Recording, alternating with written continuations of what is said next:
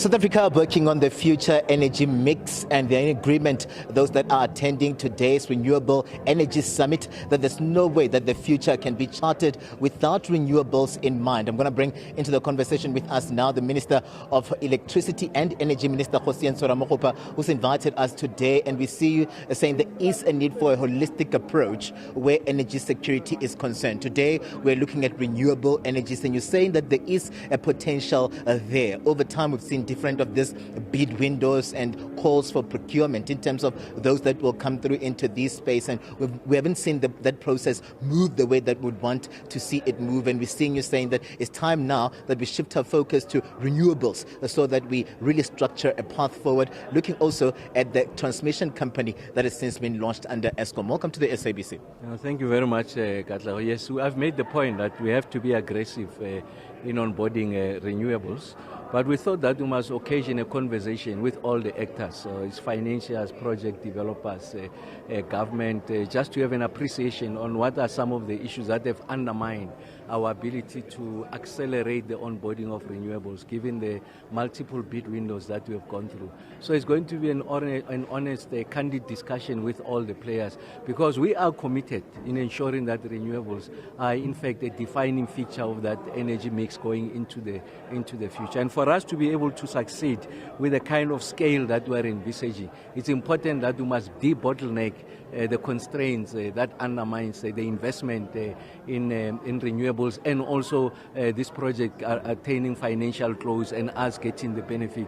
We have gone out, preferred bidders can give us 12 gigawatts, but we are only benefiting from 6.3 gigawatts. So clearly there are challenges there. So the IPP office has been doing tremendous work. We want to address the bottlenecks and then take it to the next level, because it's going to help us to address a number of issues. The most topical one is the affordability issue. So we know that the cost of renewables now, just solar, have come down since bid window number 1 to the last bid window, come down by 85%, about 56 cents kilowatt hour. So that's the cheapest. The wind has gone down by 75% since the first bid window. So the more we increase the share of renewable in the mix, it's going to have implications on the tariff or the price structure in the positive, in that relatively cheap. Of course, notwithstanding its challenges, the intermittent nature, it's non-dispatchable, not necessarily available all the time. But with the storage technology that is there, we are able to get the full benefit of what renewables can offer us. And that's why this conversation is going to critique what that process is, from the perspective of the various stakeholders, outline what can be improved, so that when I come out, we have resolved all what can be improved, and there's no reason why we can't move with speed. And that's why this conversation is important. And where are we with the transmission company? We know very well that one of the things that have already been highlighted by those that are here is the fact that there's a need for access to the grid. They want access to the grid, and that is where then the transmission company and Eskom comes in. Where are we right now? Absolutely correct. So the biggest constraint is the transmission. The National Transmission Company now fully onboarded as a legal entity. Of course, I think in the next week or so, myself and the NTCSA board will be coming out in the public just announcing that yes, the NTCSA is now fully fledged. But most importantly, what are those investments that we are going to make to ensure that we modernize, stabilize, and increase the grid capacity? So that's what is important. I'm quite confident that when we do that announcement, you will see it will be one of the biggest programs of post-apartheid South Africa from an investment point of view, and its potential to transform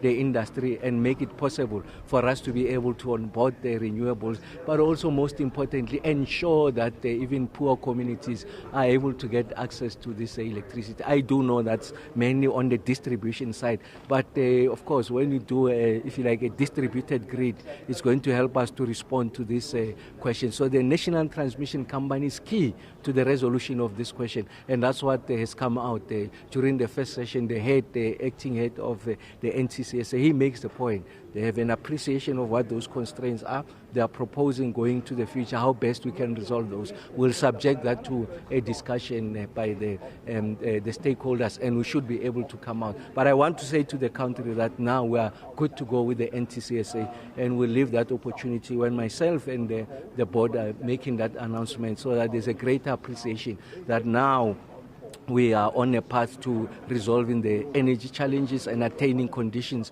of energy security in the country.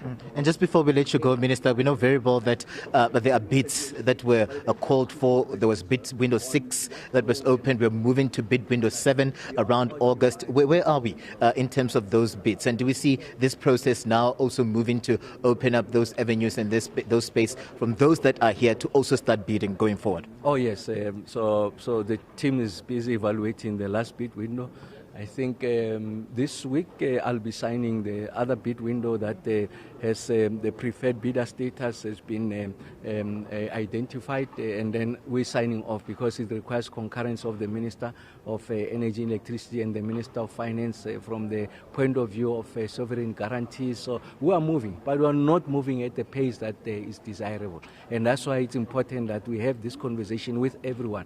What has not happened previously is for all the actors, the state and non-state actors, to sit in one room and identify what these challenges are. Remember that they were pursuing one common agenda, of course, driven by, in some instances, narrow interests. So the banks want the maximum returns, including the project developers, but us as a government, we want to achieve energy security, energy access, ensure that is available. We are greening energy generation so that we are able to address the challenges that are going to come with our industry having to access, if you like, the European Union, the market, because we know they are introducing the carbon border adjustment mechanism that is going to penalize those products that want to have market access into Europe that have been manufactured using fossil fuels. So it means that those markets, if we continue in this manner, they will be out of reach. And if they are not within reach, it means that the industry will close, leading to